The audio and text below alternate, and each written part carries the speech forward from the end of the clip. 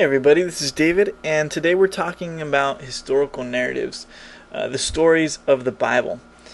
Now let me start off by just kind of clarifying here that within the Bible there are different types of narratives. Like for example, you could say that some parables are narratives, but for the most part, when you pick up something like Genesis or whatever, something that's telling a story of events that occurred, you can trust them to be historical. They're not just myth or something like that. It's not just some moral story, but it is something that actually occurred.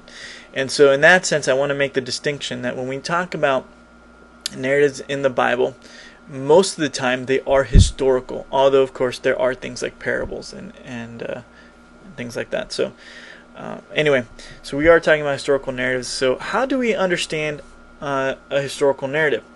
Let's start off by asking ourselves, what is a historical narrative?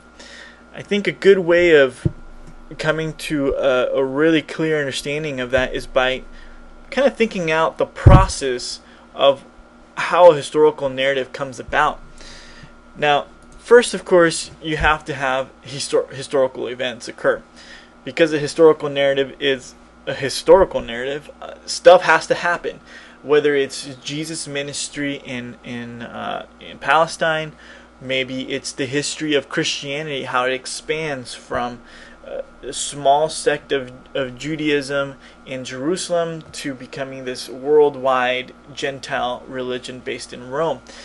These historical events occur. There's also in the Old Testament, you've got all the history of Israel from Moses to from Abraham to the nation of Israel exiting Egypt, conquering Palestine. You have the history of the kingdom of Israel, its division, its downfall. All these events have to occur before you have a historical narrative. Well, once those events occur, then you move on to having people who were either in those events or witnessed them. They pass it down. Parents tell their children, teachers tell their students. Maybe you've got some people writing down some information and passing it along that way. But somehow, the information of those events is passed down either orally or in written form. It's passed along through time.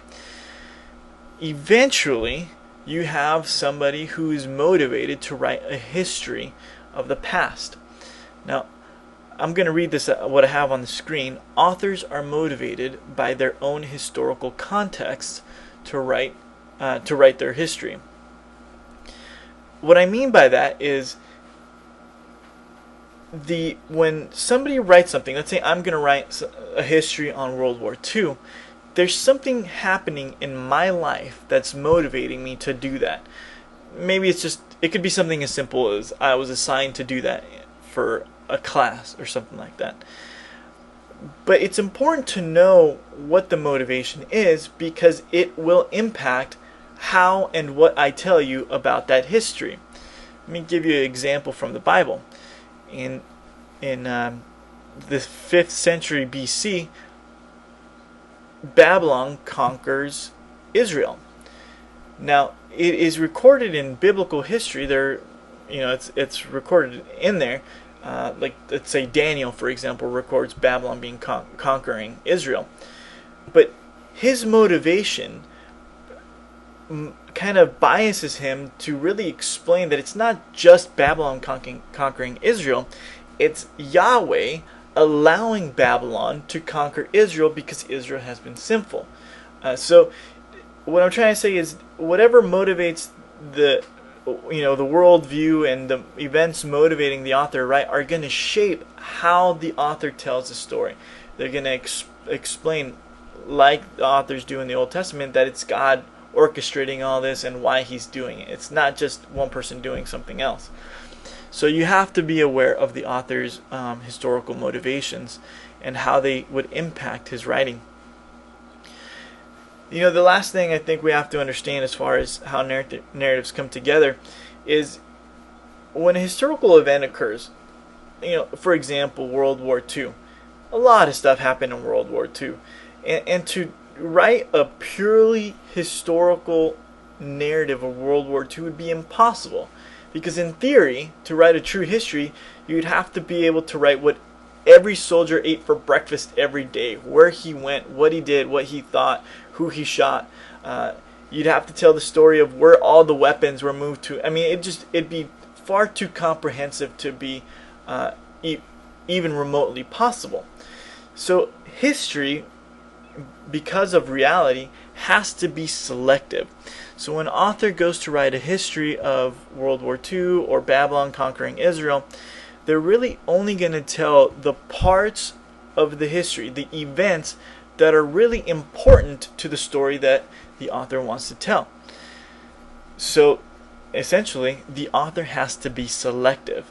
Now, just to kind of explain that a little more, you can tell a history of World War II by emphasizing a dimension. For example, you could tell about history of World War II as in how the development of weapons changed the course of the war.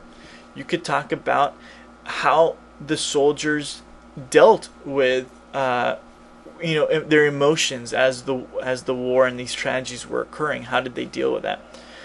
You can also choose specific events. So, for example, if you want to tell the history of World War II, if your point is, hey, the Allies almost lost the war, you could tell the major events that really make that point. Anyway, I think I'm making that clear. The author has to choose dimensions and or events, and then he tells them in a way that makes the specific point or deals with the specific issue that he really wants to talk about. So it is selective. Good. So that's how a narrative comes together. Now let's talk about characteristics of a historical narrative.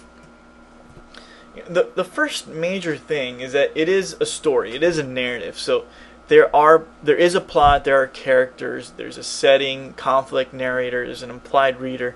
You've got all these different narrative elements, and they are present within biblical narratives. So it is a story. On the flip side, it is history. So even though it's a story, these things really did occur. Now, at this point, I think I have to really clarify, well then, how accurate can we expect these historians to be? And the answer is it depends on the genre. Each genre has its own level of expectation of accuracy. So, and just think about it. Like, if you're on a witness stand and you're telling a story of what you did that morning, you're held to a different level of accuracy than if you're just relating something to your wife. And so it's the same thing with the Bible. In certain historical genres, if there's, 4,985 soldiers, the author is expected, the level of expectation of accuracy allows him to just say there's 5,000 soldiers, and he could be 5 or 10 off, and he's not wrong or untruthful. It's just the genre itself doesn't require that much accuracy. And so we have to understand that historical genres have their own levels of expectations of accuracy, and we have to be allowed to deal with that. A really big or important example is in the New Testament is with Jesus' life. In the Gospels, the authors aren't expected to list out in chronological order all the events of Jesus' life. They can rearrange them and be well within the boundaries of the expected levels of accuracy within their genre. So for Mark to switch things around, it's not that big of a deal, and he's not being untruthful.